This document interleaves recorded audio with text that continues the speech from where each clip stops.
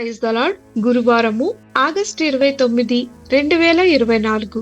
ఈ రోజు దేవుని వాక్యము, మంచి నేలను విత్తబడిన వారెవరనగా వాక్యము విని దానిని అంగీకరించి 30దంతలుగాను 60దంతలుగాను 100అంతలుగాను ఫలించువారని చెప్పెను. మార్కు సువార్త 4వ అధ్యాయము 20వ వచనము. కాలం యొక్క విత్తనాలు.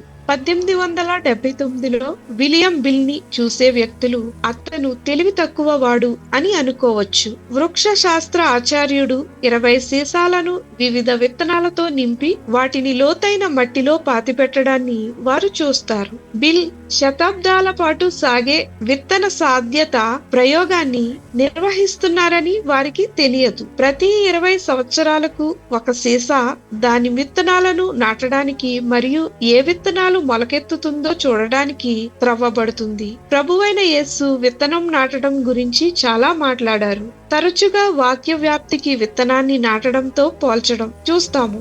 కొన్ని విత్తనాలు సాతాను చేత ఏరివేయబడ్డాయని, మరికొన్నింటికి పునాది లేనివిగా మరియు వేళ్ళూనుకోవడం లేదని, మరికొన్ని తమ చుట్టూ ఉన్న వాటి చేత ఎదుగుదలకు ఆటంకం కలిగించబడ్డాయని మరియు అణచివేయబడ్డాయని ఆయన బోధించాడు. మనం సువార్తను వ్యాప్తి చేస్తున్నప్పుడు ఏ విత్తనాలు మనుగడ సాగిస్తాయనేది మన మీద ఆధారపడి ఉండదు. కేవలం సువార్తను విత్తడానికి యేసు గురించి ఇతరులకు చెప్పడం మాత్రమే మన బాధ్యత.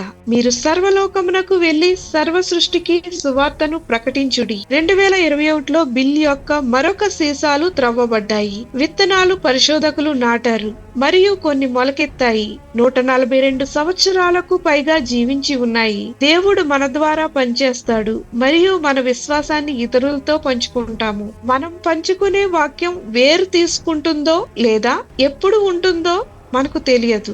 అయితే మనం సువార్త విత్తడం చాలా సంవత్సరాల తర్వాత కూడా అంగీకరింపజేసి పంటను పండించే వాని ద్వారా స్వీకరించబడవచ్చని మనం ప్రోత్సహించబడాలి. మీరు ఎవరితోనైనా సువార్తను ఏ విధంగా పంచుకున్నారు? ఒక ఉదాహరణ ఆలోచన చేయండి. ప్రార్థన. ప్రియమైన దేవా, యేసును నా స్నేహితులు మరియు సహోద్యోగులకు పంచుకోవడానికి దయచేసి నాకు సహాయం, ధైర్యం దయచేయమని యేసు నామమున అడుగుచున్నాం తండ్రి. ఆమేన్.